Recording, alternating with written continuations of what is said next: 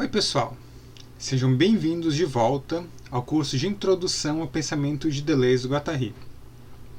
Essa semana a gente vai estar dando continuidade à leitura do livro Mil Platôs. Mais especificamente, a gente vai estar trabalhando o segundo texto do primeiro volume, Um Só ou Vários Lobos. Semana passada a gente viu o texto sobre o rizoma, né? Então quem ainda não viu esse vídeo, eu aconselho que veja primeiro, porque a nossa proposta aqui é fazer uma leitura sequencial do Mil Platôs. Ainda que a gente vai ver que o texto de hoje talvez ele possa ser visto até depois, né? Mas a princípio o texto do rizoma dá uma boa introdução para a nossa discussão de hoje. E esse texto, né, Um Só ou Vários Lobos, é o texto onde Deleuze e Guattari vão se propor a discutir com a psicanálise. Porque o Mil Platôs, né, ele é o segundo tomo da série Capitalismo e Esquizofrenia, né? O primeiro é o Antiédipo, que até ficou mais conhecido que Mil Platôs inicialmente, que é o livro onde eles vão desenvolver basicamente toda a crítica deles à psicanálise. É onde essa crítica vai ser desenvolvida de uma forma mais aprofundada e até onde eles vão propor uma esquizoanálise de uma forma também mais detalhada, no caso. Então, o diálogo deles mesmo com a psicanálise se dá no Antiédipo. No Mil Platôs, como é dito no prefácio do livro, esse texto que a gente vai trabalhar hoje, na verdade, é um adeus à psicanálise. Porque, ainda que Mil Platôs, né, seja o segundo volume, o volume que vem após o Antiédipo, eles falaram que o Antiédipo foi um livro que fez sucesso, mas que falhou. Enquanto que o Mil Platôs foi um livro que não fez sucesso, mas ele funcionou. Justamente porque o que está em jogo é a questão da multiplicidade. E no Antiédipo, na medida em que eles ainda se prendiam a toda a terminologia psicanalítica, toda a proposta psicanalítica, eles não podiam dar margem a essa multiplicidade. Então, no Mil Platôs tem esse texto, né, em que eles se despedem da psicanálise, e depois, até, especialmente na obra do Deleuze, a psicanálise não aparece mais. Nos livros anteriores, sim, ele estava o tempo inteiro dialogando com Freud, especialmente, né, no Diferença e Repetição, na Lógica do Sentido, em alguns outros livros.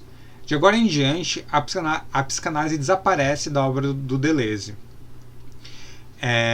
E acho que do Guattari também, né? Apesar de que o Guattari ele tem uma ligação com a psicanálise mais forte que o Deleuze, né? Já que ele era psicanalista e tudo mais, e tinha esse trabalho clínico.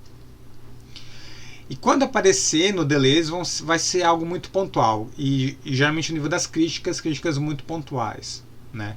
Então por isso também que hoje a gente não vai falar tanto de psicanálise, porque ainda que a proposta do texto seja ser uma deusa psicanálise, ele aborda a psicanálise de uma forma muito superficial, porque o que ele quer mesmo é trazer a questão da multiplicidade. E como eu falei, né, a proposta do nosso curso é sequencial.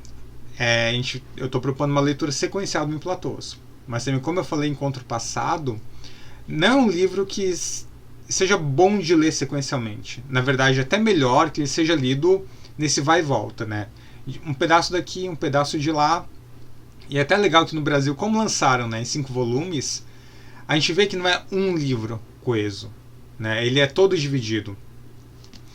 E por isso, justamente nesse texto, eles vão trazer muitos e muitos conceitos que não vão ser explicados agora, que vai levar alguns encontros para a gente entender, como agenciamento, corpo sem órgãos, nome próprio, a questão das intensidades, a questão das singularidades.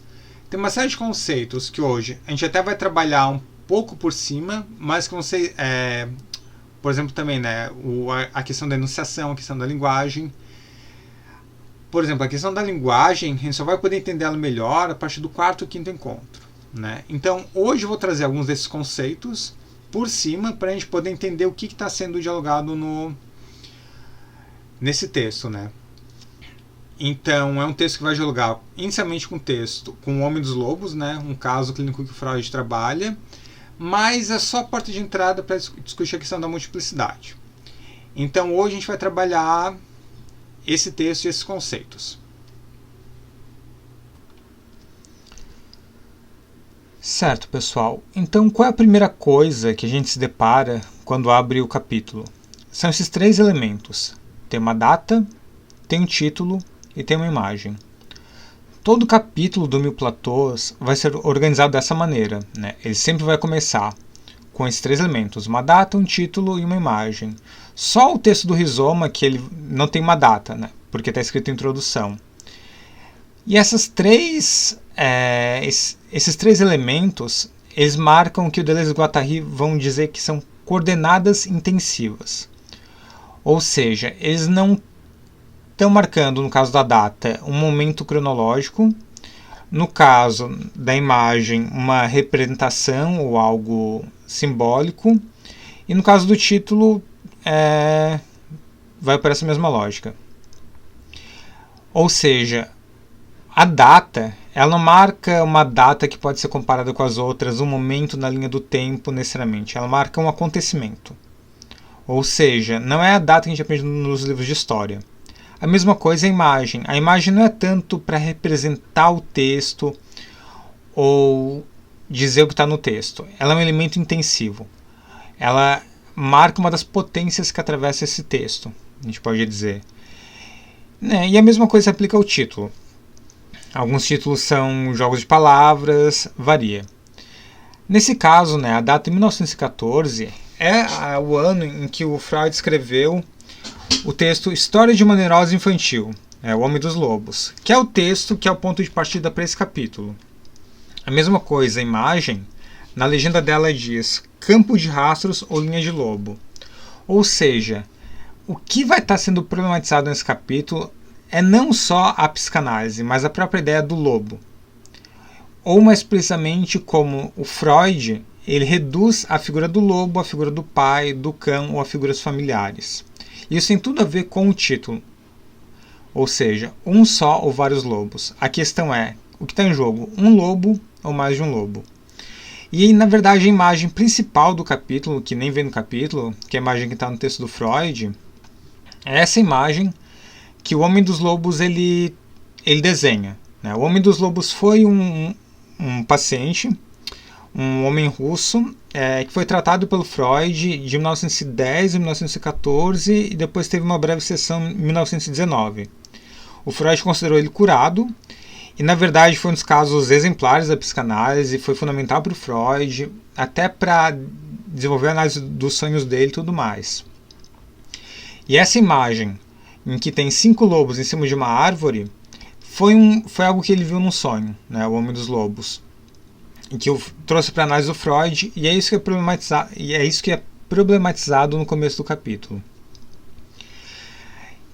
E, na verdade, todo o capítulo é uma crítica à abordagem do Freud a esse caso do Homem dos Lobos. E, na verdade, a história é bem mais complicada, porque o Freud coloca uma história de sucesso. E, na verdade, ele ficou em análise, depois que terminou a análise com Freud, durante mais 60 anos. Todo o resto da vida dele, ele ficou em análise, o Homem dos Lobos. E ele nunca se considerou curado. E no final da vida dele, nos anos 70, entrevistaram ele e ele até se sentia meio ressentido de ter virado garoto propaganda da psicanálise. Porque não era tudo aquilo que o Freud falou. E ainda mais a análise que o Freud fez do sonho dele, ele não concordou. E o que está em jogo no título é justamente que esses 5 lobos, ou 7 lobos que acho que eram no sonho, o Freud reduz a uma única imagem, ao pai. Porque no caso do Homem dos Lobos, ele, quando entrou em análise com Freud, foi para trabalhar um caso de depressão que ele estava tendo naquele momento. Mas o texto do Freud fala de uma neurose infantil, de uma neurose que ele teve quando era criança, que foi desenterrada no decorrer da análise. E quando ele era criança, ele tinha fobia a lobos. E toda a questão que é trazida no capítulo é justamente essa redução que o Freud opera. Ele traz 5, 7 lobos e o Freud só vê um lobo, só vê o pai. Ou seja, o Freud centra tudo novamente na figura edipiana, da família nuclear. Porque toda a crítica do Deleuze e Guattari à psicanálise, não é à toa que o nome do outro livro se chama Anti-Édipo, está centrada na figura do Édipo. Não a figura mitológica, mas no complexo de Édipo. Ou seja, tanto na psicanálise freudiana, especialmente na psicanálise freudiana, mas também na lacaniana, que essa crítica também pode ser estendida a psicanálise lacaniana está a ideia do complexo de Édipo. Ou seja, todo sujeito, né, que busque ser normal, que busque entrar no mundo da cultura, que busque entrar propriamente no mundo humano da linguagem, vai ter que passar pelo complexo de Édipo. Ou seja, em algum momento ele vai ter que ser castrado. Ele vai ter que aceitar que ele não pode ser o parceiro da mãe, esse objeto que satisfaz a mãe, e vai ter que ceder esse lugar ao pai. Ou seja, ele vai ver que ele não é detentor desse falo, né, que no Freud era o pênis, mas em Lacan é mais uma questão simbólica, ou seja, ele não é detentor desse objeto que pode satisfazer a mãe. Quem detém esse objeto é esse grande outro, ou essa figura paterna. Né? Isso tudo a nível imaginário, isso tudo na fantasia do sujeito. Então ele é castrado. E claro que essa castração, né, não é castração literalmente propriamente dita. É justamente ter que abrir mão de alguma coisa. Né? É ser atravessado por uma falta. É entrar no mundo da linguagem. Porque com a mãe, em um certo momento a criança tem até uma relação simbiótica. Ela não sabe quem é ela, quem é a mãe, é uma relação idealmente de totalidade. Nunca houve essa totalidade, mas depois é vista dessa maneira. Mas com a castração, agora falta algo. Né? Essa relação é partida entre um terceiro aí, que é o pai, para separar a criança da mãe e dar a lei, no caso.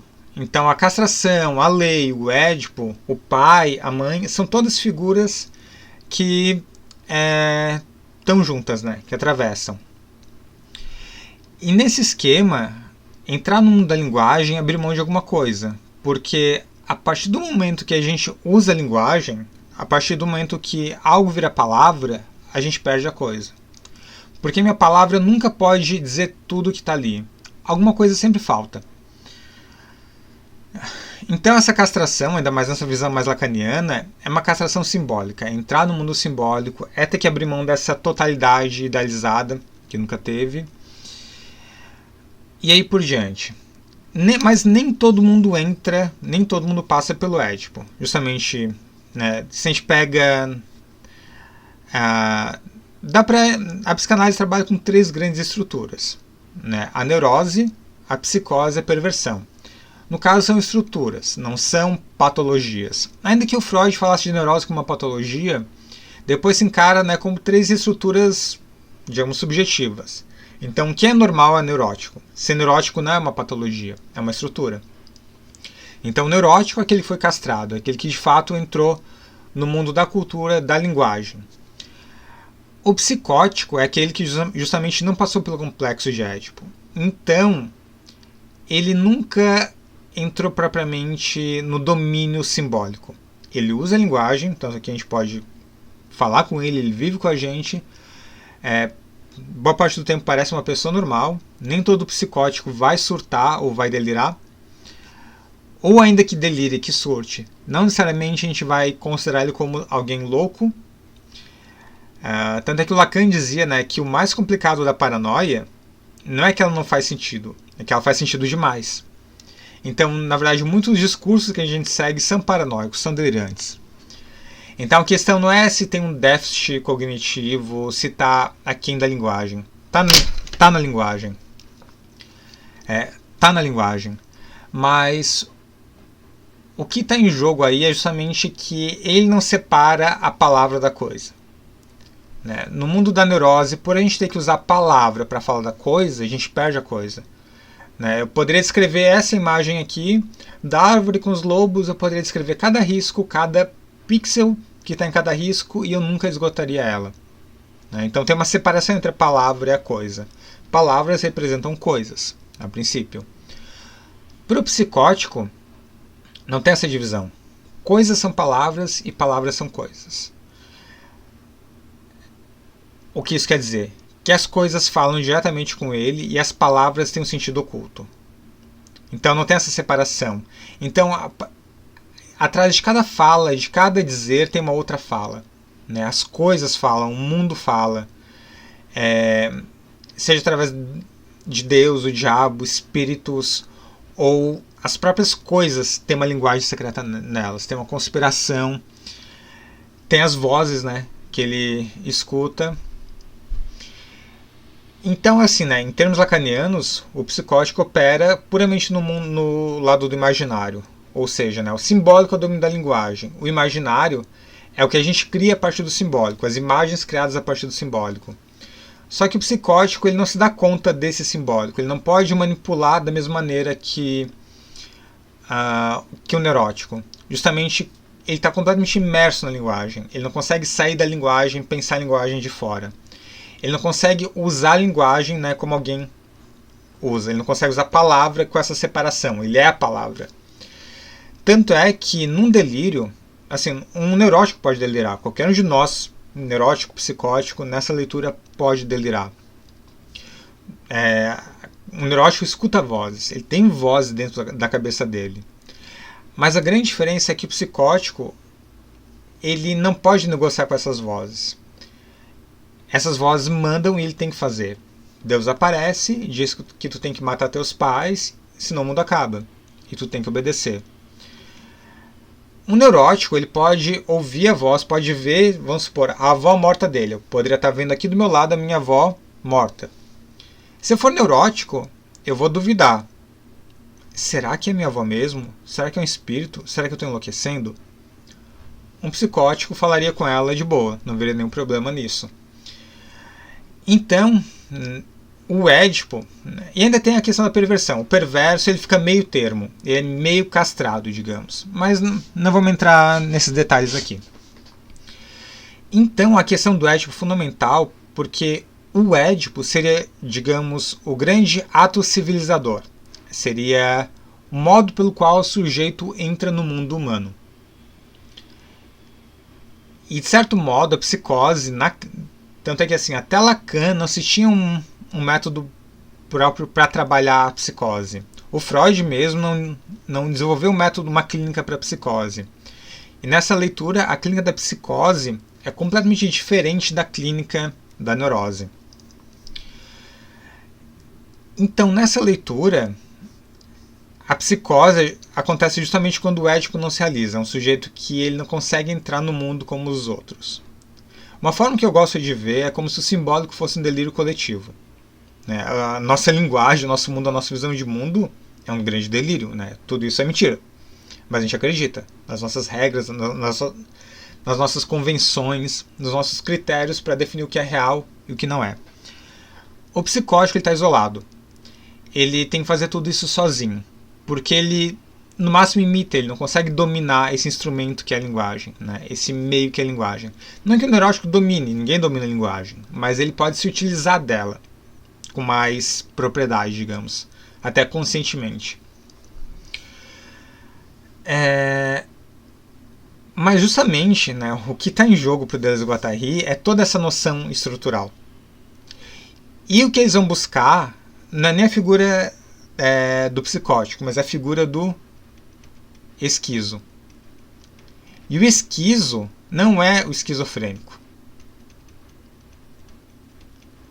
Na verdade, dizem que o esquizofrênico é o esquizo que deu errado.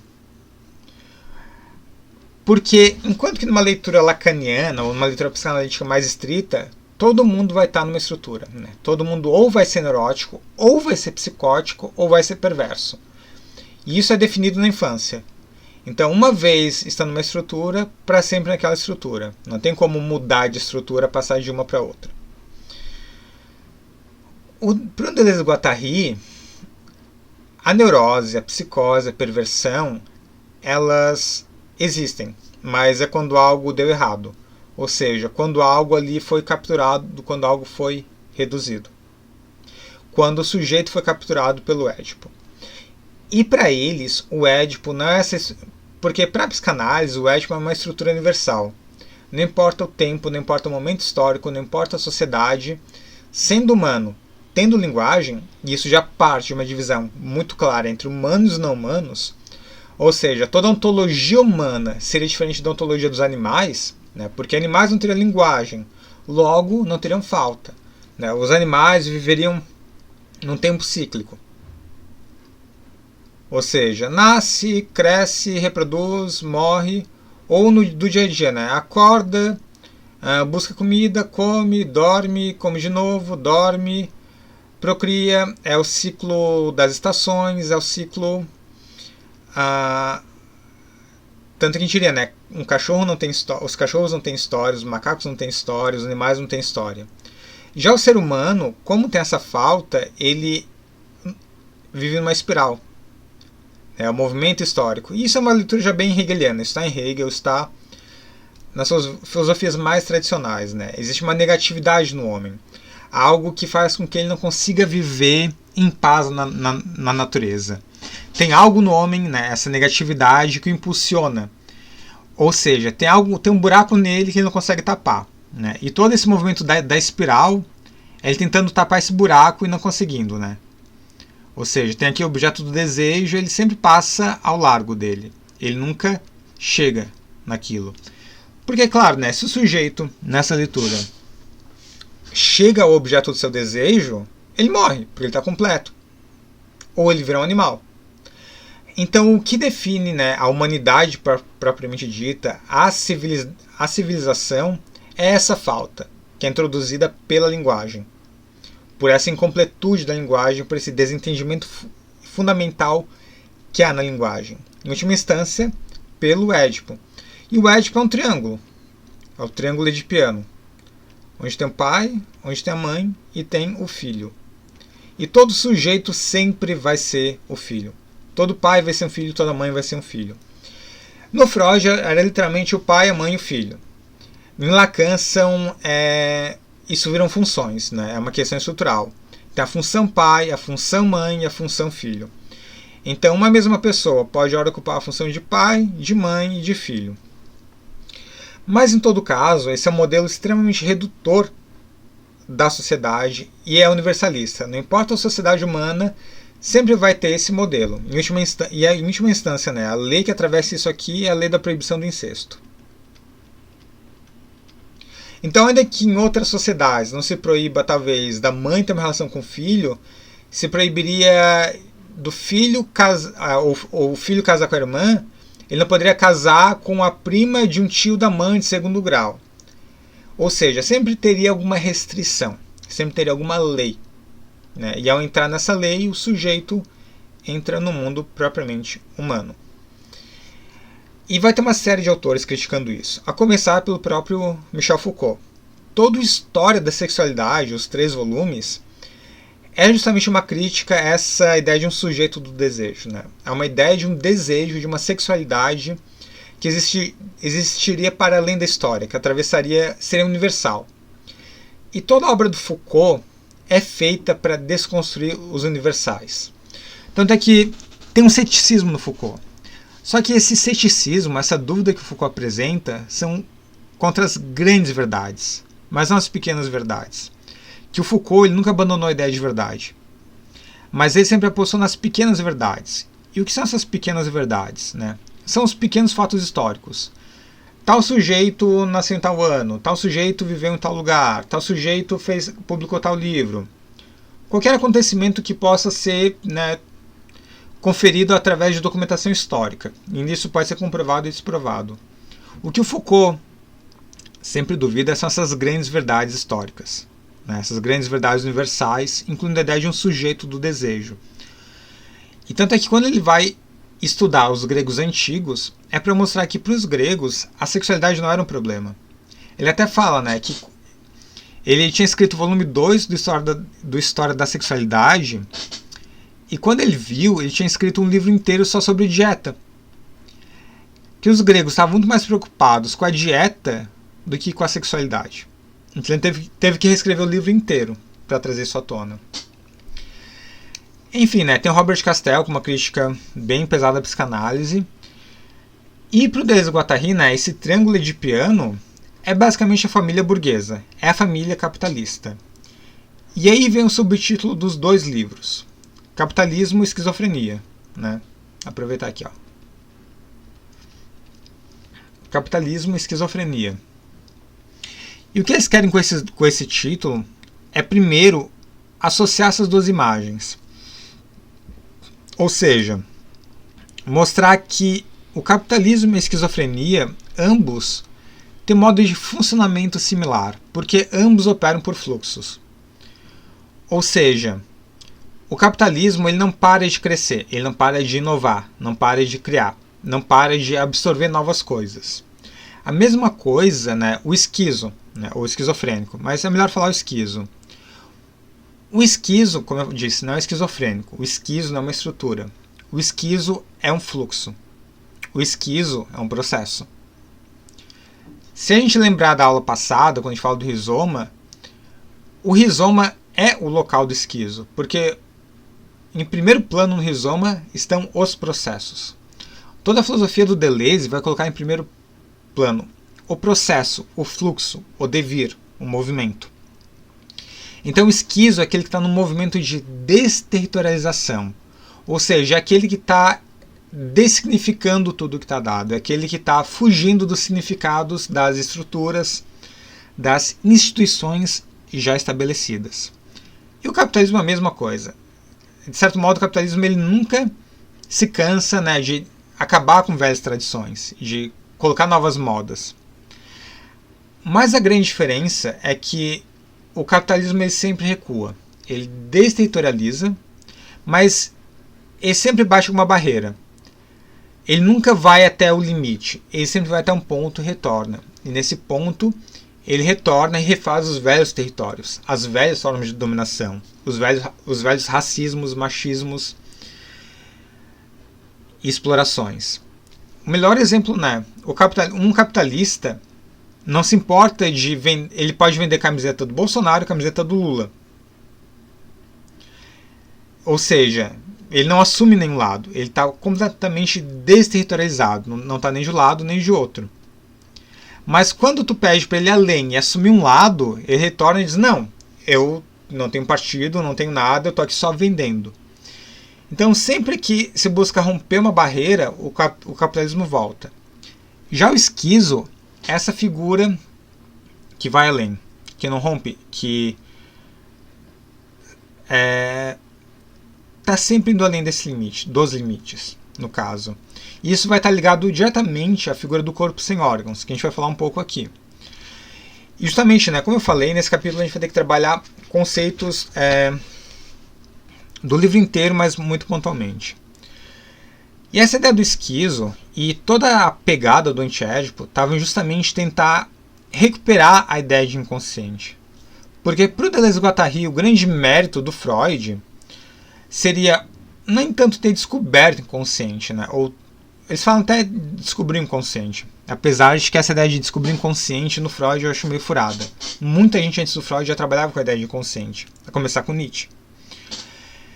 Então seria melhor dizer, né, que a forma como Freud coloca o inconsciente, e logo depois no livro eles vão citar o texto inconsciente do Freud, né? Então o aparelho psíquico para o Freud, topologicamente falando, estaria dividido em três níveis: o nível consciente, né, o CS, o nível pré-consciente, o PCS, e o nível propriamente inconsciente, o ICS. E, na verdade, toda a psicanálise ela existe ao redor da ideia de inconsciente. Você teria uma ideia que a psicanálise não pode abrir mão, é a ideia do inconsciente. E o que é esse inconsciente? A princípio é tudo aquilo que não está consciente. Então, se eu perguntar para vocês o que vocês comeram no café da manhã hoje, para quem já tomou café, vai se tornar consciente o que vocês comeram, ou o que vocês não comeram. Então isso estava inconsciente e se tornou consciente. Só que para o Freud isso não é ainda propriamente inconsciente. Isso está aqui ao nível do pré-consciente. Ou seja, o pré-consciente é tudo aquilo que não está inconsciente, mas pode vir a se tornar consciente. Já o inconsciente é aquilo que não é consciente e não pode se tornar consciente.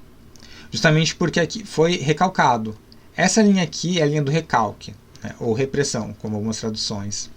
Então aquilo foi reprimido ou recalcado. E é justamente tudo aquilo que a gente é e que a gente não reconhece como sendo a gente. Em última instância, o Édipo. Ou seja, todo mundo aqui, em algum momento, quis dar uns... Né, todo homem, toda mulher, enfim, com variações, quis dar uns pegas na mãe ou dar uns pegas no pai e se livrar do outro. Só que, né, vocês lembram disso? Sempre que eu faço essa pergunta para os meus alunos, todo mundo faz uma cara estranha, né? E essa é a reação mesmo, porque isso foi recalcado, né? E aqui no inconsciente ficam todas aquelas ideias, né? Todas aquelas representações que não podem sair para o mundo real, que não podem ter uma vazão para o mundo real. Justamente, né? Porque se a gente quiser realizar todos os nossos desejos, não tem como. É logicamente impossível. A realidade não permite. É aquela história, eu ter 50 reais. Eu posso ou gastar no supermercado ou comprar um livro. O inconsciente quer as duas coisas. Não quer saber da realidade. Ele quer os dois e acabou. Aí tem que entrar o princípio da realidade para recalcar um desses desejos, né? Uma dessas vertentes, para outra poder ser realizada. Porque senão eu vou me sentir muito frustrado de não poder fazer as duas coisas, né? Então ainda é para evitar um desprazer maior que ele faz isso. Mas a grande sacada do inconsciente é que não é só que ele é aquilo que não está consciente. Ele funciona de um modo diferente do mundo consciente ou pré-consciente. Porque nele não tem contradição. No inconsciente não tem contradição nem negação. Ou seja, duas ideias completamente contraditórias podem coexistir sem o menor problema. Não é à toa que ele quer, né, gastar o mesmo dinheiro duas vezes, o que não dá. Ou seja, não tem uma lógica. Não tem o princípio do terceiro excluído. E, obviamente, nada envelhece. Ou seja, o tempo no inconsciente não é esse tempo cronológico dividido entre passado, presente e futuro. Digamos que lá tudo é presente. Uma lembrança de infância, uma lembrança de 5 minutos atrás, elas estão no mesmo nível. É só quando algo se torna consciente ou pré-consciente que isso ganha uma linha do tempo, que entra no passado, presente e futuro, que é possível ou não, que é contraditório ou não. E para o Deleuze e Guattari foi essa a descoberta fundamental do Freud. Esse domínio, esse espaço onde não há nem negação nem contradição. Ou seja, esse espaço da multiplicidade. Então todo o trabalho do Deleuze e Guattari no primeiro momento, no antiédipo, é tentar recuperar o inconsciente e ver ele como uma forma de produção de diferença, uma forma de produção de multiplicidade. Justamente porque, né, por exemplo, é o Édipo que vai obrigar o sujeito a ter que escolher. Ele é homem ou ele é mulher? Ele é hétero ou ele é homossexual? É o triângulo edipiano que vai ter que fazer com que o sujeito se identifique com a mãe ou com o pai, que ele assuma uma identidade, né? E toda a lógica edipiana está ligada a uma lógica identitária. Então, nessa leitura, né, o sujeito ele só pode ser homem, digamos, né, ou mulher. Essa palavrinha ou, ela é bem importante. É o que na lógica a gente chama de disjunção. Acontece que o ou ele pode ser lido de duas maneiras, como a disjunção. Faltou um N, gente, desculpa. Nossa, que horror. Tá. Pode ser uma disjunção inclusiva ou exclusiva. A disjunção exclusiva é como a gente usa no dia a dia o ou. Homem ou mulher. Ou tu é homem, ou tu é mulher. Preto ou branco. Enfim, todos os dualismos. Homem ou animal. Esquerda ou direita. Só que tem um outro tipo de disjunção que é inclusiva. Que é o ou que aceita os dois valores. Por exemplo, assim, estamos contratando alguém que fale inglês ou francês. Então a pessoa pode falar inglês, a pessoa pode falar francês ou pode falar os dois. E esse é o ou que é usado na lógica, né? Ele aceita dois valores de verdade. E para o Deleuze e Guattari, o inconsciente é o local das disjunções inclusivas. No inconsciente, todo mundo é homem ou mulher, ou o que mais possa ser. Não se tem que escolher entre um e outro. E o esquizo é o que opera nessa lógica do inconsciente. O esquizo é aquele que opera na multiplicidade. E a questão para o Deleuze e Guattari é que o inconsciente não é algo que está lá. Ele não é um grande depósito das nossas memórias, um grande depósito da nossa infância. O inconsciente é algo que tem que ser produzido, é algo que tem que ser criado a cada instante. Então, o esquizo, o processo esquizo, é um processo inconsciente, é um processo justamente que não pode ser reduzido à consciência porque ele ainda não terminou. Então, enquanto ele está ocorrendo, não se é nem homem ou mulher. Só ao final do processo que aquilo pode ser propriamente consciente, digamos. Só que isso, digamos, é a leitura no antiédipo. No Mil Platôs, a gente vai ver que agora a divisão não vai ser mais tanto entre o inconsciente e o consciente. E nesse mesmo texto, o Freud ele vai fazer a distinção entre a neurose e a psicose é justamente uma questão de multiplicidade. Para o neurótico, ele até pode fantasiar que uma meia é uma vagina. Já para o psicótico, cada pequeno poro da meia, cada pequeno fresta que tem entre as costuras seria uma vagina. Cada poro da pele seria uma vagina. Cada pelo da pele seria um pênis.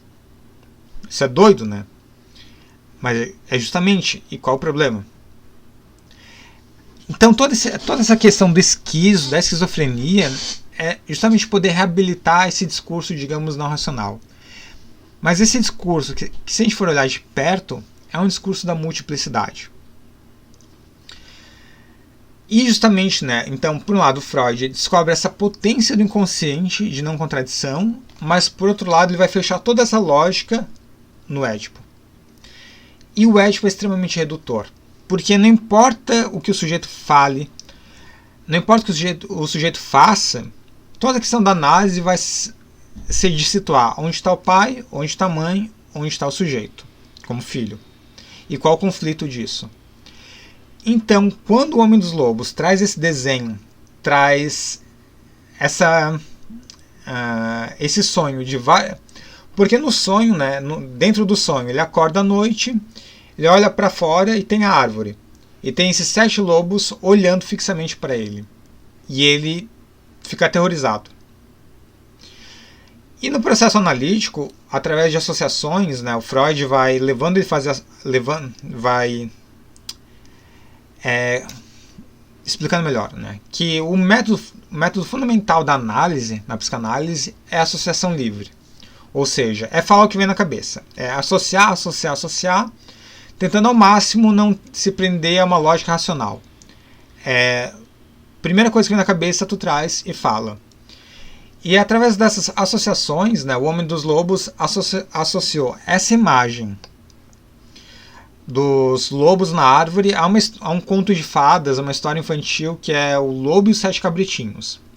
Que tem 7 cabritos e tem um lobo que come eles, come 6 e só sobra um. Então, obviamente, os 7 lobos viram 7 cabritos, só sobra um cabritinho, que é o próprio Homem dos Lobos, e o lobo é o pai dele, essa figura aterrorizante que devora todo mundo. E a análise do sonho progride, e por que o número 5, que na verdade é 7 lobos, depois vira 5, depois vira 2. E basicamente tudo leva a imagem, a uma cena que ele viu quando era pequeno, dos pais dele tendo uma relação sexual, de 4, assim, o pai dele pegando a mãe dele por trás, numa posição feral, que lembrava 2 animais copulando, e foi às 5 horas da tarde. Então, essa multiplicidade de lobos foi fechada em um lobo, o pai, em 2 lobos, o pai e a mãe. E todos viram cabritinhos. E toda a crítica do Deleuze e Guattari, no texto, todo ponto de partida deles, eles vão dizer, olha, o Freud não pegou o mais importante. O Freud não ouviu de fato o Homem dos Lobos. O Homem dos Lobos está cansado. Ele não está falando do papai e da mamãe. Ele está falando de lobos. Ele está falando de uma matilha. Porque não existe um lobo sozinho. O lobo só existe numa matilha. Então, quando o homem dos sonhos sonha com os lobos, ele está sonhando com essa matilha. Ele está sonhando com outro tipo de filiação, que não é a filiação triádica burguesa. Ele está sonhando com uma outra organização social, que não é mais a massa, que é a malta, né? Que é a matilha. A gente vai falar daqui a pouco disso. E justamente porque toda a questão da análise é que, e depois na lacaniana isso vai ficar mais claro, é que tudo que o sujeito traz, a gente não tem que tomar aquilo como sendo real ou não. Não tem que tomar aquilo no seu valor de verdade ou não. Tem que entender no jogo significante em que aquele sujeito está preso, em tudo aquilo que ele traz, né, como que aquele significante se articula. Então, através de associações, a gente vê que não é um lobo. A gente vê que por detrás está o pai, está a mãe, estão os cabritinhos, está o coito, está um trauma de infância. Então, toda a questão da psicanálise passa por essa interpretação. Nunca é aquilo que está dado. Sempre vai se interpretar. Né? Então, tudo a princípio tem uma significação. E a significação da significação. Então, né, se pode até cair numa interpretação infinita. O significado. Aquilo que está atrás, daquilo que está atrás. E claro, né, que se o sujeito não aceita a interpretação do analista, ele está resistindo. Ou seja, é o nível consciente dele aqui, criando uma defesa para que o inconsciente não saia. Né? O analista tentando revelar o conteúdo inconsciente e o lado consciente dele resistindo. Não era meu pai, não pode ser. Claro, gente, aqui eu estou simplificando muito. Né? Porque, como eu falei, é um texto bem superficial nesse ponto. A crítica mais completa está no Antiédipo. E aqui eu quero chegar bem na questão da multiplicidade, que é o que está em jogo aqui. E o que o Deleuze e o Guattari vão trazer, né, eles falam que todo delírio é histórico. Não se delira nunca uma memória individual, não se delira nunca uma historiazinha privada, se delira a história. Né? Então, aquele exemplo clássico. O sujeito que pensa que é Napoleão, ele não está falando do pai dele, ele está de fato falando de Napoleão. Ele está delirando uma história. Então, o que acontece é justamente pegar todos esses elementos históricos, biológicos, sociais que tem no que as pessoas falam e reduzir a tríade edipiana. E um exemplo disso é a questão do racismo. Como que a gente trabalha o racismo na análise? Porque a questão do racismo, o racismo não é só uma fantasia do sujeito. Né? Eu não posso só chegar e desconstruir esse racismo e ver que, na verdade, ele estava projetando no outro o pai dele. Não, o racismo existe. O racismo é estrutural. E se a gente pensar, de certo modo, o Édipo é uma forma de a gente considerar as relações de gênero. Né? Ele dá um local para o homem, um local para a mulher, um local para o filho. Ele é uma estrutura social que organiza a divisão sexual. Né? Se tu vai ser homem, se tu vai ser mulher. O significado que vai dar esse pênis a essa vagina. Só que a psicanálise dá tanta importância para a questão do sexo, da sexualidade, da diferença sexual ou até do gênero, e não fala nada sobre a questão racial. Talvez porque, né, foi feita por brancos para brancos. E para quem é branco, e eu digo isso enquanto pessoa branca, em nenhum momento a gente é marcado como branco. Fora para elogiar. Então a branquitude, né, o processo da branquitude, ele é invisibilizado. E até a Maria Aparecida Bento fala, né, do pacto narcísico da branquitude. Então ela é feita para não ser vista. Logo, não é problematizada na análise. Essa estrutura social do racismo não é vista enquanto tal. Vai ser tudo trazido para uma questão individual. Ainda que o analista reconheça que é racismo, tudo que ele pode fazer é como que o sujeito vai interpretar aquela situação. Ou seja, não vamos aqui mudar a estrutura social. Vamos só criar um sujeito mais bem adaptado a ela. Um sujeito mais bem adaptado ao racismo, ou ao machismo, ou outras formas de opressão. E toda a proposta da esquizoanálise é ser uma psicanálise, né? Isso no Antiédipo. No Platão, a esquizoanálise é um termo que se amplia. como eu falei semana passada. Mas no antiédipo, toda a questão da esquizoanálise, essa é uma psicanálise militante, essa é uma psicanálise política. Então não basta a gente vir aqui e fechar o sujeito na sua tríade edipiana de seu significado pessoal de um mundo social. A gente tem que fazer uma análise do mundo social. Toda a questão da análise institucional está ligada a isso, analisar as próprias instituições e as nossas implicações nelas. E ainda mais, né, e para além de toda essa questão política complexa que a gente está ligado à clínica, tem essa questão da redução. Né? O que o Deleuze e o Guattari vão criticar na psicanálise não é que ela não funciona, é justamente que ela funciona. Mas o que é esse funcionar? Ver um sujeito trazendo a sua multiplicidade de forças. Né? O homem dos lobos, talvez ele quisesse ser um lobo, ele quisesse viver como um lobo. Né? Ou tivesse essa força nele. E ao invés disso ser trabalhado, ser trazido à tona, ser criado de uma forma potente de criar outra forma de vida, é reduzido ao medo do pai. É reduzido a esse triângulo, no caso. E é justamente o que está em jogo é essa redução. Como a gente falou na semana passada, essa redução é um modelo arborescente. Né? O triângulo edipiano, isso aqui nada mais é do que uma árvore. E o mais curioso é que essa árvore aqui, que aparece no sonho do Homem dos Lobos, não é uma árvore. Isso aqui é o que eles vão chamar de um corpo sem órgãos.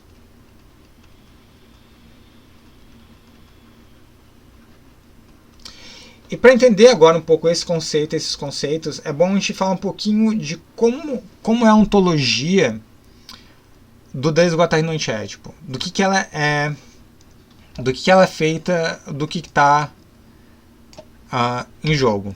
Daria para pensar o ser em três níveis, três domínios, ainda que não seja nada hierárquico, ainda que não sejam separados. Tem o nível dos estratos,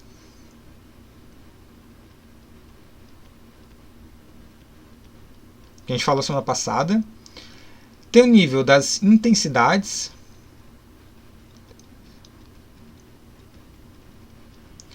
E tem o nível do plano de consistência.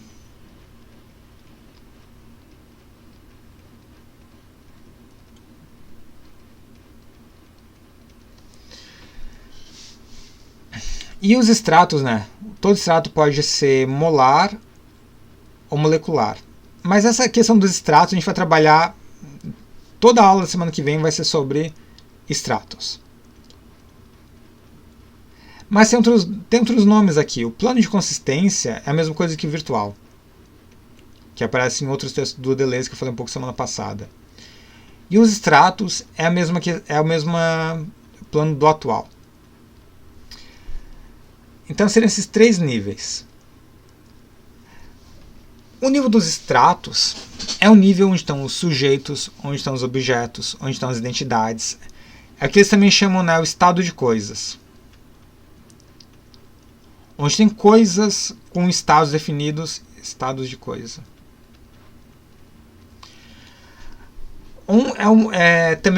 Também aqui, deixa eu separar aqui, gente. Também o domínio da extensão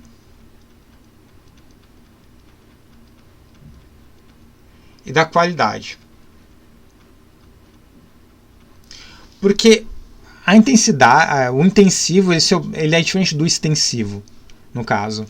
Então, aqui nesse nível, né, o nível dos estratos, digamos, é o mundo do aqui e agora, é o mundo do dia a dia, é o mundo das coisas, é o mundo onde tudo tem uma forma, onde as coisas estão separadas, onde está tudo bem delimitado. Né? Onde tem um pai, onde tem a mãe, onde tem um filho. Onde as coisas não se misturam, não tem uma fusão aqui, não tem uma totalidade. Tem tudo que a gente vê no dia a dia. Né? Tem um mundo organizado, tem um mundo separado, tem um mundo discreto, onde as coisas têm medida, onde o tempo passa, onde tem passado, presente e futuro, onde tem um tempo cronológico e tudo mais. Mas o que acontece quando as coisas perdem forma?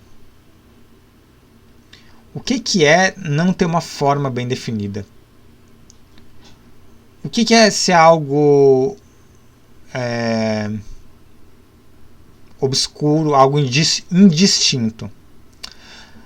Numa visão filosófica, digamos, atualista, nesse caso, se a gente vê algo como... Se a gente confunde duas coisas, é um erro do sujeito, é um erro de percepção.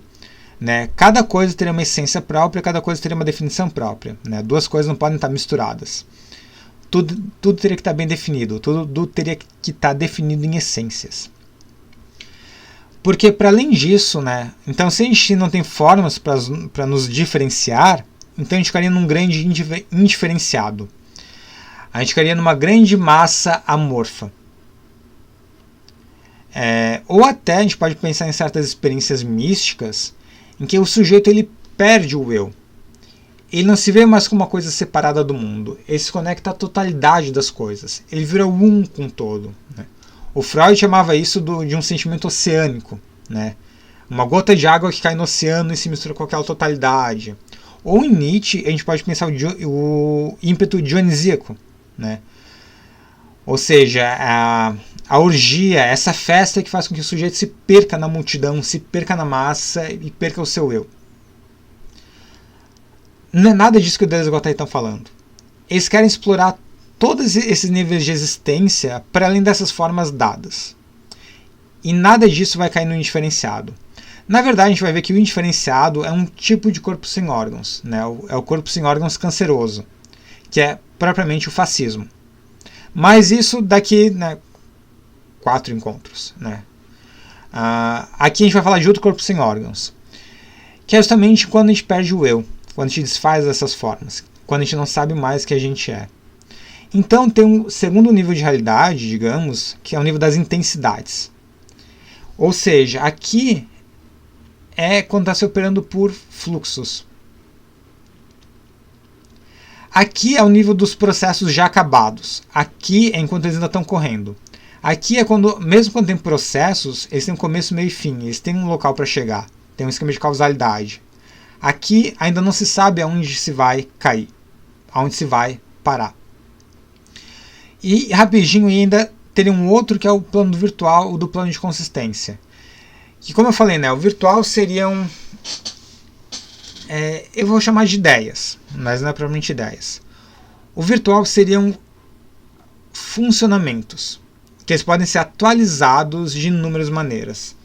Né? Então todo movimento aqui é um movimento do virtual, passando por intensidades, até virar o atual. Então, semana passada eu dei o exemplo do panóptico, ou seja, um virtual que coloca o problema da vigilância. Como vigiar. Então eu posso estar testando muitas formas e até que no final chega uma forma bem definida, um sistema de câmeras. Uma prisão circular onde eu consigo olhar todo mundo que está nela, onde ninguém consegue se ocultar. Ou, né, o Big Brother, que é o melhor exemplo disso. Então todos eles passam por esses níveis. E quando a gente viu semana passada a questão do rizoma, todos esses elementos estão aqui. Aqui a gente falou das linhas que se cruzam e dos pontos. Os pontos são os estratos. Então assim, os pontos são os estratos.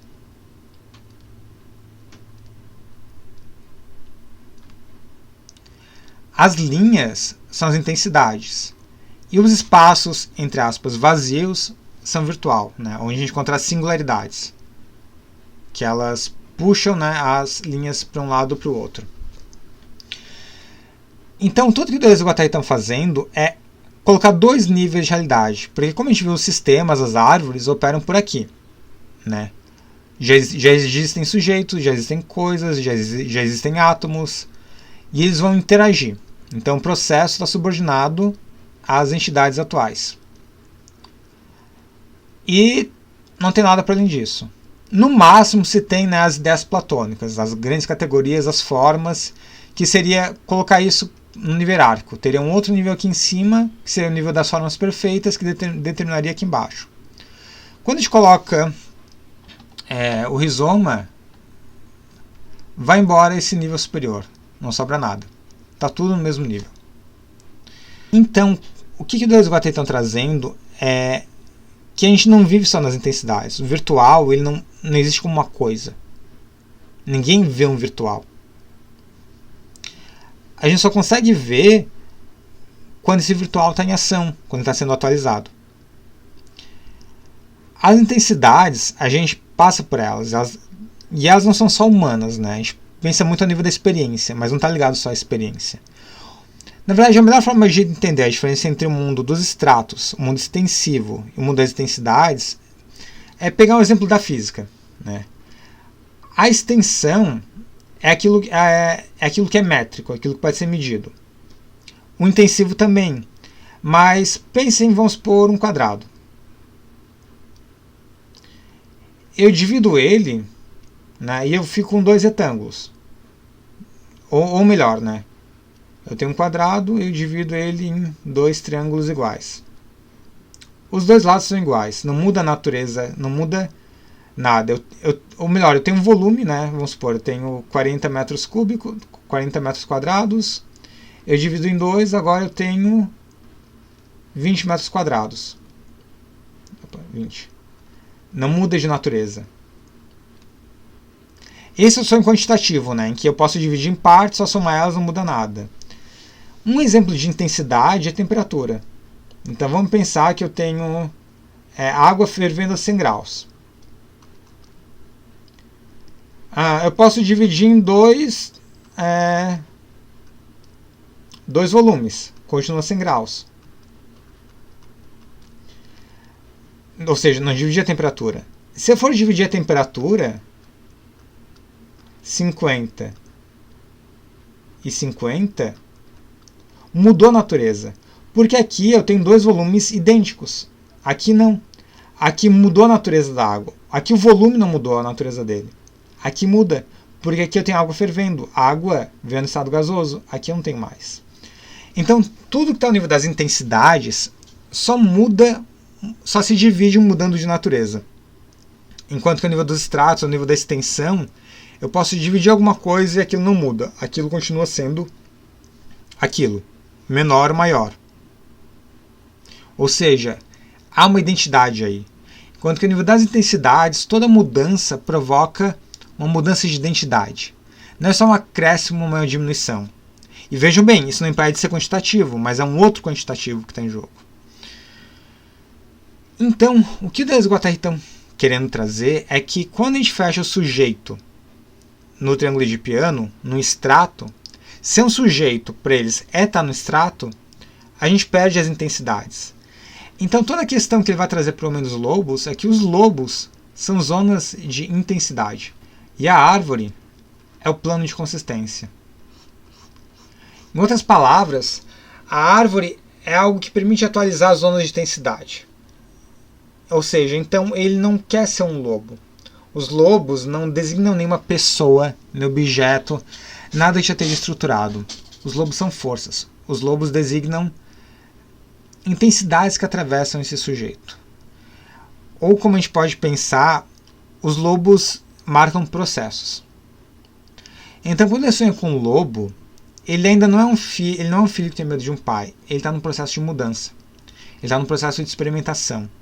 Ele está pegando elementos desses lobos para não ser mais humano e nem ser um lobo. Que aí está ligado à ideia do devir. E o tempo inteiro, aqui a gente sempre vai ver devir traço alguma coisa, né? Devir animal, né? Devir criança, devir mulher e assim por diante. E toda a ideia do devir é a ideia de um processo. Mas um devir tem uma dupla traição. Ou seja, a gente parte dos estratos, né, que eles falam que são os estratos molares. Então a gente parte do estrato homem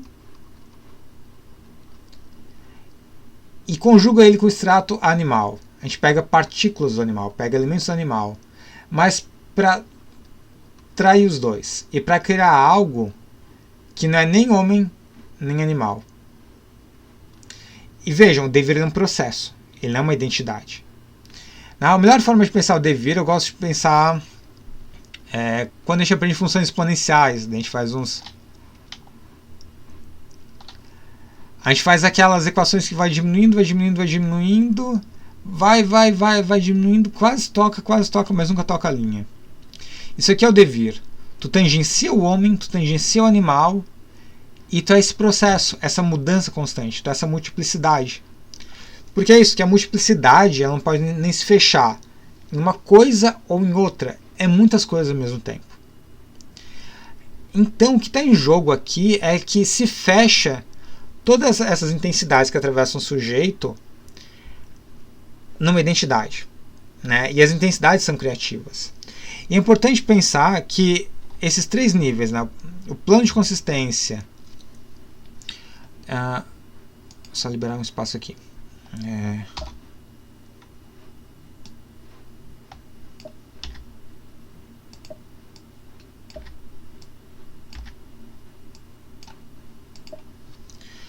Ou seja, que esses 3 níveis, eles correspondem, vamos supor, grosso modo,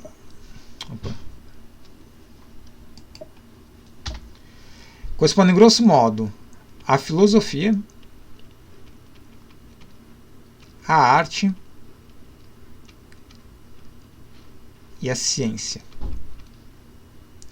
Ou seja, até comentei um pouco semana passada, a filosofia ela opera no nível do virtual. Então, quando a gente tem um processo que sobe aqui de virtualização, é um processo de problematização. A gente sai das coisas, a gente sai do aqui e agora, a gente sai das coisas mundanas e vai em direção aos problemas que atravessam aquilo. Já por outro lado, quando a gente sai do virtual em direção ao atual, né, o processo de atualização é o que a ciência faz. A ciência pega esses problemas e atualiza eles. Ou seja, para o Deleuze-Guattari, a ciência, o papel da ciência não é dizer como o mundo é. A ciência é criativa. Para o Deleuze-Guattari, a filosofia, a arte e a ciência, as 3 são as 3 grandes formas do pensamento. São formas de criação. Então a ciência ela não se limita a reproduzir o que está no mundo. Ela cria referências. Ela cria medidas. Ela cria novas formas de se conceber o mundo. Atualizando em coisas, né? Vendo o mundo atual. E a arte ela fica no meio termo. Porque digamos que a filosofia que o virtual ele é infinito. Tu nunca esgota um conceito virtual. Então se a gente vai trabalhar o problema da vigilância, ele nunca vai ser esgotado. Por outro lado, a ciência trabalha no nível do finito, trabalha no nível das coisas de um mundo discreto e extensivo que pode ser medido. Já a arte ela fica no meio termo, porque ela tenta usar coisas finitas para falar do infinito, que é a obra de arte. Então a gente poderia pensar isso. Tá, mas do que é feito o virtual? Do que é feito uma intensidade? O que o Deleuze está propondo aqui, o Deleuze-Guattari, não é um outro mundo das ideias. Não é um mundo para além desse mundo. O virtual ele é real, ele existe. O virtual ele define processos que vão ser atualizados de 1000 formas e 1000 tendências. Né? E as intensidades é quando esses processos estão acontecendo. Então, quando algo está intensivo, é algo que ainda está sendo experimentado. Então pensem, né, um homem cis ou uma mulher cis que está realizando a transição, que está experimentando se tornar mulher ou se tornar homem. Vamos supor, começa a tomar hormônios, começa a modificar seu corpo. Ou uma pessoa, né, que tatua seu corpo. Ou quando a gente está aprendendo, quando a gente está descobrindo algo novo. A gente não sabe onde a gente vai chegar. Esse é o domínio intensivo. Depois que a gente aprende, a gente chega ao nível dos estratos. Aquilo fica bem delimitado. Mas no nível das intensidades, a coisa ainda está rolando. E ao nível do virtual, ele define o nível mais abstrato desses processos. Né? Então, assim, as intensidades já estão, de certo modo, diferenciadas. Ao nível dos estratos, cada coisa está bem delimitada. O virtual a ideia do virtual é que ela permite a gente entender que tem processos que acontecem em âmbitos completamente distintos, mas que têm relações similares. E se a gente fosse pensar do que é feito virtual, é a mesma coisa que a gente perguntar do que é feito o tempo. O Einstein dizia que o tempo é aquilo que se mede no relógio. O relógio mede um efeito do tempo. Onde a gente olha o tempo? Cadê o tempo? O tempo existe, mas ele não é uma coisa entre coisas. É a mesma coisa virtual. Mas, gente, a gente vai entrar em mais detalhes nessa discussão semana que vem. Que a gente vai aprofundar isso e deixar bem mais claro e mais detalhado. Mas é que aqui no texto eles já vão trazer todos esses termos, né? O plano de consistência e tudo mais. Então, para eles, o trabalho é justamente o que deveria ter sido feito com o Homem dos Lobos. Ao invés de fechar ele no extrato, é explorar esse plano de consistência.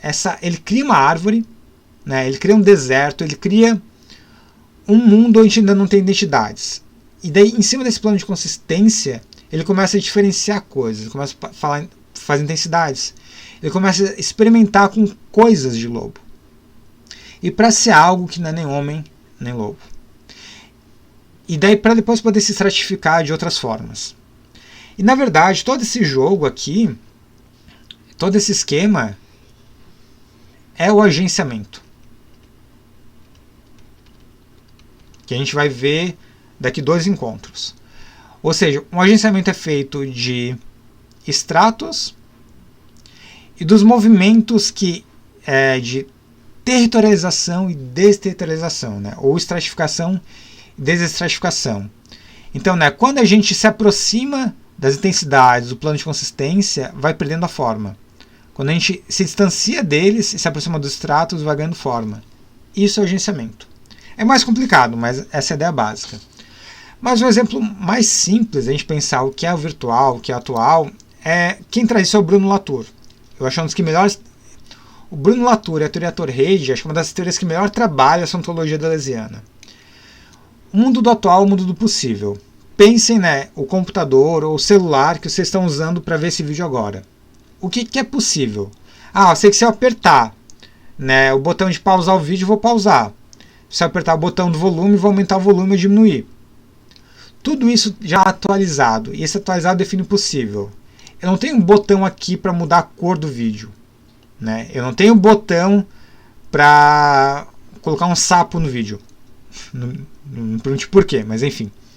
Isso não faz parte do atual. Mas eu vou ali, aperto o botão para pausar e não pausa. Eu virtualizei. Quer dizer que agora eu não sei mais o que é possível. Porque tem algo de errado aí. Tá, é um problema no vídeo, é um problema no software, é um problema no site, é um problema no navegador, é um problema no meu computador, é um problema comigo. Será que o vídeo está pausado e eu estou delirando que ele está ligado? Vejam, isso que era um objeto único, isso que era um ponto, ele explode. Ele vira inúmeros pontos. Eu não sei mais quem está ali ou o que está ali. E é justamente o que define a intensidade. Enquanto aquilo está rolando, eu não sei quem é sujeito e quem é objeto. Não é que seja qualquer coisa, não é que seja tudo igual. É justamente por isso. Não é indiferenciado, sem intensidades. Tem zonas ali diferentes. É só pensar um ovo. Pegue um ovo de galinha. Olhem a gema. Ela parece ser homogênea. Né? Gema homogênea. Mas não é. Ela tem concentrações diferentes ali, que a gente não vê. E são essas diferenças de concentração, essas diferenças de identidade, que depois vão dar origem a tecidos distintos, células distintas, concentrações distintas, estruturas distintas, até formar um organismo todo diferenciado. Então, gente, isso não é coisa de outro mundo, esse virtual, esse intensivo, os estratos. Está no dia a dia. Né? Então, toda vez que o computador de vocês quebra, é uma virtualização. A gente não sabe mais o que é possível. A gente pode daí atualizar isso de muitas outras formas. E é legal pensar isso, porque o erro é criativo. O ruído, a entropia é criativa. E é mortífera também. Pensa a mutação genética, como eu falei. Né? É aquilo que dá origem a novas espécies e é aquilo que boa parte do tempo mata a gente. Porque é aquilo que virtualiza. É aquilo que coloca um novo problema, que a solução pode ser a morte ou a solução pode ser uma nova espécie. Né, uma nova forma de vida. E era esse movimento que o Homem dos Lobos trazia e que o Freud não conseguiu pegar. Que ele novamente fechou no triângulo edipiano. E outro conceito que está associado também, que eles trazem, é a ideia de corpo sem órgãos, como eu falei. E o corpo sem órgãos, na verdade, não é um conceito, é mais uma prática. E isso, como eu falei, a gente vai ter uma aula inteira para trabalhar essa ideia. Mas o corpo sem órgãos é a prática pela qual a gente desfaz, né, o corpo, o organismo, que está no nível dos estratos. E quando eles falam corpo, o organismo, eles não estão falando apenas corpo biológico, porque tem um corpo biológico, tem um corpo da linguagem e tem um corpo da subjetividade. Então, fazer um corpo sem órgãos é desfazer o corpo que está organizado como organismo, não é acabar com o corpo. E o organismo é isso, o organismo ele subordina os órgãos a uma estrutura hierárquica, como a gente viu, né? A estrutura da árvore. Mas não no caso dessa árvore. A árvore, o modelo arborescente do pensamento. Então, cada órgão cumpre uma função pré-determinada na totalidade que é o organismo. Quando a gente desfaz esse corpo, cada órgão vira uma intensidade. Cada órgão se confunde um com o outro. Ou seja, a minha pele ela vira uma zona de intensidade. Os meus olhos viram zonas de intensidade. Muda a significação daquilo. A minha linguagem muda a natureza da linguagem. E uma coisa fundamental que o Deleuze e o Guattari vão trazer sobre a linguagem, e também a gente vai ter tempo só para falar disso, é que muda a linguagem nesse nível. A nível das intensidades, eles vão dizer que é uma linguagem de pronomes indefinidos, verbos no infinitivo e nomes próprios. E essa ideia do nome próprio eles trazem aqui no capítulo, que é o nome próprio Homem dos Lobos. Ou seja, ao invés do nome próprio marcar eu enquanto sujeito único, digamos, o meu nome Carlos, não é um nome próprio nesse sentido. O Homem dos Lobos é. Porque o nome próprio, ele é próprio porque ele traz à tona tudo aquilo de impessoal que há no sujeito. Porque o sujeito não é só isso aqui, não é só o extrato. Eles são as forças que o atravessam. O extrato ele tende a ocultar as intensidades e tende especialmente a ocultar o virtual. Tanto é que o corpo sem órgãos é a forma de desfazer esse organismo e abrir o corpo, ou seja, a gente desfaz os órgãos e chega ao nível zero, como eles falam, né? ao deserto. E zerando isso, eu posso fazer passar novas intensidades. Ou seja, eu posso atualizar novas virtualidades nesse corpo que ainda estava fechado. Então, para mim, que só podia ser homem, agora eu tenho outras formas de ser. Né? Não que eu tenha que virar mulher, não que eu tenha que ser não binário. Podem me abrir outras formas de masculinidade. Né? Para mim, que sou branco, eu posso ter uma outra visão sobre minha branquitude, sobre os meus privilégios. E o que fazer com isso e a com quem me aliar até contra isso. Então, o corpo sem órgãos é essa prática de abertura. Fazer o corpo sem órgãos é fazer passar novas intensidades, é atualizar novas virtualidades. É fazer um novo corpo. E justamente, né, então aquela distinção que antes eles faziam entre o inconsciente e o consciente, eles vão mudar aqui, porque a multiplicidade não está só no inconsciente. Tudo isso aqui, todo esse agenciamento está ao nível do inconsciente. O inconsciente ele não é simples, ele não é dado, ele não pode ser reduzido a uma mera instância. Não é mais uma posição entre inconsciente e consciente, no caso, né? Entre multiplicidades e estratos. E essa questão, isso não se opõe. Porque, como eles vão falar, tem vários tipos de multiplicidade. Tem multiplicidades nos estratos, tem multiplicidades arborescentes. E tem multiplicidades intensivas, tem multiplicidades que habitam o corpo sem órgãos. E justamente é por isso que também a gente não pode trabalhar com a ideia de falta. Né? No antiético eles vão falar muito sobre a ideia do desejo. Aqui no Mil-Platôs eles só retomam a ideia do desejo quando falam do corpo sem órgãos. E na psicanálise o desejo está ligado à falta. Ou seja, porque me falta essa coisa, me falta esse objeto A, que não é um objeto, mas o sujeito tende a ver como objeto, eu fico sempre tentando chegar nele. E nunca chego. Eu sempre contorno e nunca chego. Ou seja, algo sempre me falta, eu nunca tapo esse buraco. Mas como a gente viu no encontro passado, isso não é um buraco. Isso é uma singularidade. Isso não existe como coisa. Isso existe como uma tendência, como um atrator. E o foco todo é justamente nesses trajetos. A diferença está aqui. Olha quantos caminhos diferentes foram feitos. Quando eu penso em termos de falta, eu só vejo, isso só tenta tapar o buraco e não consegue. Quando eu vejo em termos de diferença e multiplicidade, eu vejo os múltiplos caminhos. Só que quando eu faço corpo sem órgãos, eu me abro para outras multiplicidades. Então eu não fico só mais nesse caminho, eu faço esse caminho. Eu faço esse caminho. Eu faço esse caminho. Permitir novas virtualizações é permitir eu me abrir para novas formas de atualização.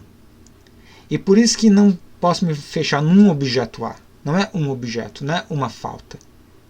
É justamente diferenças. Tanto é que no livro, isso vai ter uma das melhores citações que eu já vi num livro de filosofia. Os físicos dizem: os buracos não são ausências de partículas, mas partículas que andam mais rápido do que a luz. Anos voadores, vaginas rápidas, não existe a castração.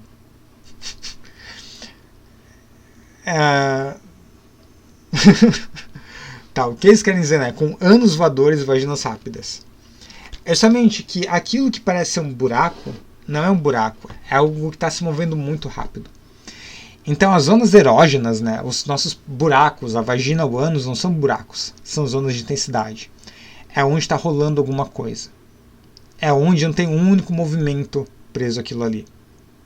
Mas tem uma abertura para outras singularidades, outras composições. Ou seja, então tem muitas multiplicidades. Né? E a questão justamente que eles trazem que o Freud não abriu caminho para muitas multiplicidades, para muitas singularidades, desculpa. Ele fechou em uma, fechou em duas. O pai, a mãe, o objeto perdido, etc. Mas tem multiplicidades arborescentes. E o fundamental, que eu falei bastante semana passada, é que estratos não se opõem a intensidades, não se opõem a um plano de consistência. Um depende do outro, eles funcionam juntos. Não tem como dissociar uma coisa da outra. O movimento precisa da estabilidade e vice-versa. O rizoma se faz na árvore e a árvore se faz no rizoma. O que não quer dizer que seja dois polos que se complementam numa totalidade. Não, são modos de funcionamento diferentes, são linguagens diferentes, são seres diferentes, são existências diferentes.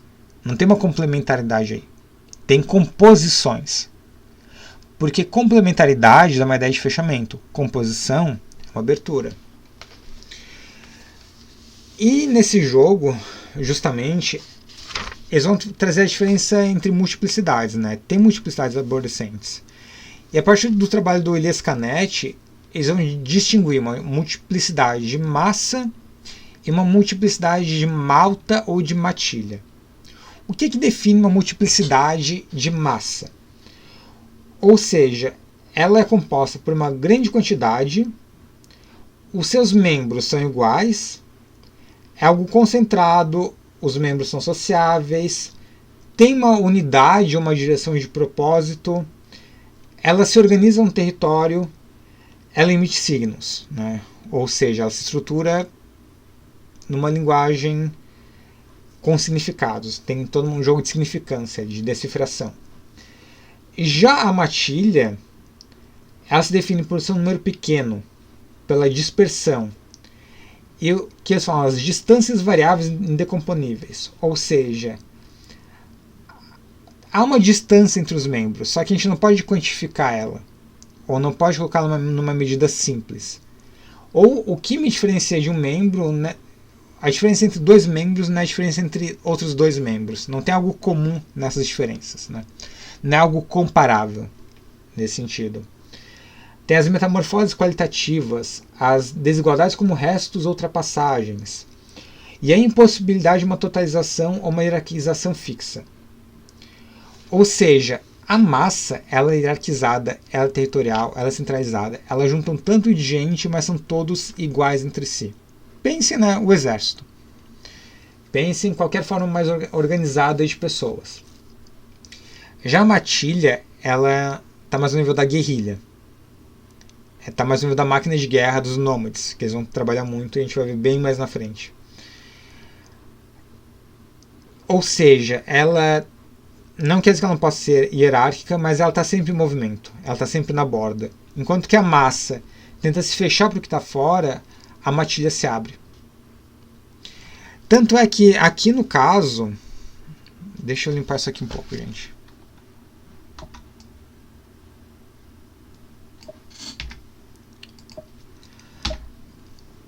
Tanto é que o extrato, como eu falei, ele pode ser molar ou molecular.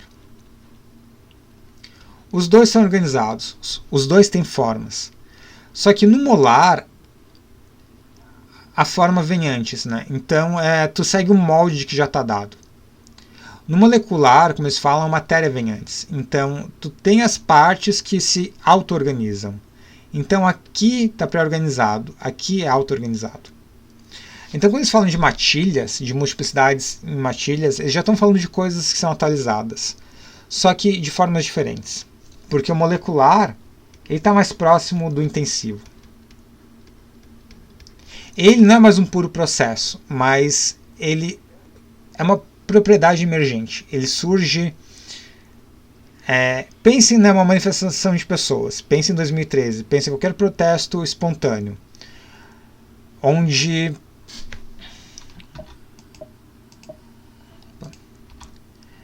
as pessoas vão para a rua, se organizam, a gente não sabe o que vai acontecer. Tem uma organização e acontece. E ele pode seguir dois caminhos. Ou ele pode se desfazer, se dispersar, ou ele pode se organizar num partido político, tomar uma organização molar, e é a partir daí que ela vai guiar. Né? Então, naquele esquema do rizoma, tem a linha, né, tem os cruzamentos de linhas. Quando são duas linhas que se cruzam e formam um ponto, é molecular. Quando a linha sai do ponto já formado, é molar. Mas isso a gente vai ver semana que vem de um modo mais preciso e formalizado. E agora, só para a gente finalizar, mais duas coisas. Primeiro, mais importante, a questão não é que o Édipo não exista, ele existe. O que o Deleuze e o Guattari vão denunciar no anti-Édipo e ainda no Platôs, não é que o anti-Édipo, o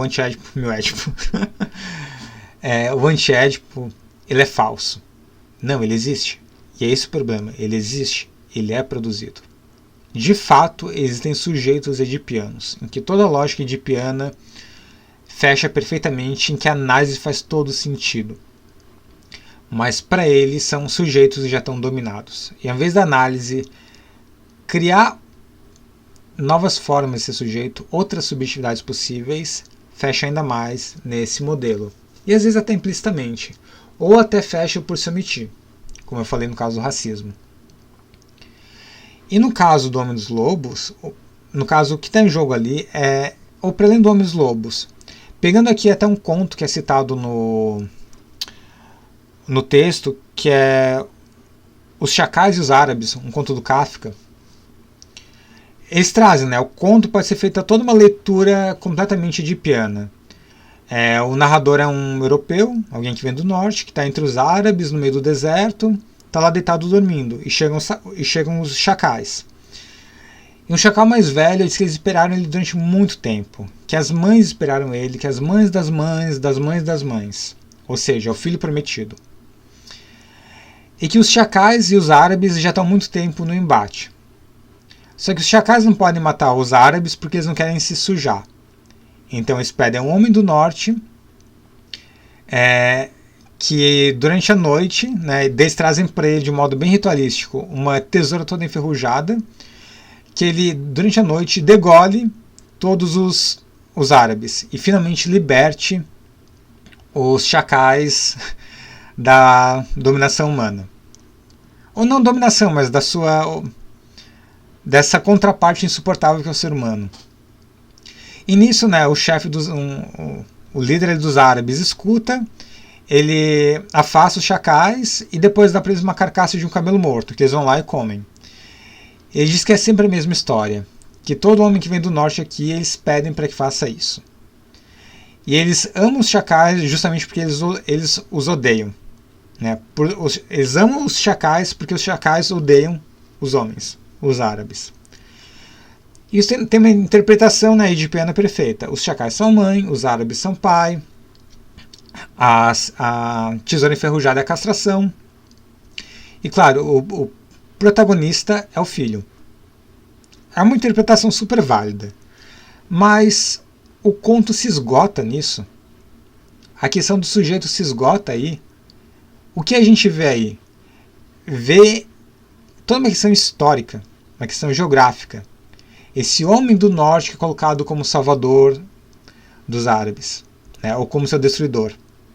Não, melhor, ele é colocado como salvador dos chacais e destruidor dos árabes. E de fato, né, a parte do destruidor está correta. A gente vê, os chacais, eles funcionam em matilhas. Os árabes, no deserto, são nômades. Olha quantas forças atravessam aí. Quantos caminhos interpretativos são possíveis que não precisam se fechar no Édipo. Então toda a questão trazida pelo Um Sol, Vários Lobos é essa questão de multiplicar singularidades. E de abrir o caminho para novas formas de organização. Não mais a família, a massa, esse esquema hierarquizado, mas as matilhas, os nômades, outras formas de ser. E a figura do esquizo, né? O esquizo que não tem pai nem mãe, ele não é filho de ninguém. Ele é esse fluxo, porque ele ainda não está definido, ele está experimentando. Ele não pode ser filiado a ninguém. E nisso a gente vê outro conceito que eles trazem, que a gente vai trabalhar bem mais detalhado na frente, que são os enunciados coletivos. Ou seja, que não tem um enunciado que não seja um enunciado coletivo, que não faça parte de um agenciamento coletivo de enunciação. Não tem nenhum enunciado que seja só meu, que remeta só ao meu inconsciente, à minha vivência. Não, isso traz um impessoal. E como eu estava falando antes no nível da linguagem, essa linguagem que trabalha com verbos indefinidos é um dia, um vampiro, um Hans, um lobo. Não é esse lobo, não é meu lobo, não é eu o lobo. É um lobo, é uma força. Mesma coisa os verbos no infinitivo, né? Até para a gente pensar, não é verde, é verdejar, porque está tudo nesse processo. Mas está no infinitivo porque não é processo de ninguém, não tem um sujeito aí. Como eles falam, uma individuação sem sujeito. Ou seja, dá para abrir todo um campo de experiência onde não se tem ainda um sujeito. E é isso que o Mil-Platôs vai trazer à tona para o primeiro plano. Não quer dizer que a gente possa viver sem ser um sujeito. Não quer dizer que a gente tem que abrir mão da subjetividade. Mas vão trazer que tem muitas formas de subjetividade. Dá para ser um sujeito sem precisar ter uma interioridade. Sem precisar ter esse jogo incessante de interpretar o significado do significado do significado, aquilo que está atrás. Então, basicamente, essa questão de um só ou vários lobos é entre o Édipo e a multiplicidade, entre essa organização hierárquica e o rizoma. É abrir o corpo para essas novas intensidades. É pegar essa árvore e transformá-la num corpo sem órgãos, deixá-la de ser uma árvore propriamente dita e fazer um local onde passam novas intensidades, novas atualizações. É poder criar um novo corpo para si. E como eu falei, né, no caso de um homem, tem uma outra relação com o meu corpo. Com a mulher também. Ou, para quem não é nem homem nem mulher, também. Não tem que me apegar a essa noção de homem macho, ou a mulher que tem que ter um corpo bonito, depilado, perfeito. Ela pode ter. A questão é que tu não pode ter um certo corpo, uma certa identidade. É quando não importa mais qual identidade tu tem. É esse o ponto em que eles querem chegar. O que o Deleuze estão trazendo, eles fazem uma crítica à noção de identidade, né, e até a políticas identitárias. Mas eles não querem, né, um mundo sem identidades. Eles querem um mundo onde as identidades não importem. Ou seja, onde eu possa transitar entre identidades. Se eu quiser sei lá, só usar certos tipos de roupa que estão ligados a uma certa tradição religiosa a qual eu sigo, beleza? Mas eu posso circular entre outros se eu quiser. Se eu não quiser, tudo bem também. Porque a questão do privilégio é essa, né? Quem tem privilégios não é que ele tem que estar preso a uma identidade, é que ele pode circular entre identidades, geralmente, dentro de certos limites. Como a gente falou, né? O capitalismo, e aqui o capitalismo não é só um sistema econômico, é um modo de ser sujeito. Então essa lógica capitalista, essa lógica identitária e a lógica do privilégio, tu mantém teu privilégio quando tu não desvia, né? Então o privilégio de ser um homem cis, o privilégio de não ter medo de andar na rua e ser estuprado, é só enquanto tu mantém um certo modelo de masculinidade. Se tu tem um jeito mais afeminado, tu passa a ser sujeito. Mas a questão da identidade é a seguinte, a identidade existe. E a leitura que eu quero trazer aqui não é vamos acabar com as identidades, vendo um puro fluxo e tudo mais. Não, a gente precisa de identidade. E eles falam isso muito claro no texto do Corpo Sem Órgãos. A gente precisa de estratos. A gente sempre tem que manter o mínimo de estrato pra gente ter aonde voltar para poder sair de novo. A gente tem que ter um mínimo de linguagem, um mínimo de corpo, um mínimo de subjetividade para poder criar mais, né? Então, uma leitura muito rasa de Deleuze vai justamente contra essas lutas identitárias. A questão aqui é se compor com elas, né? É criar multiplicidades, é multiplicar as identidades mais do que necessariamente acabar com elas. É isso que está em jogo aqui.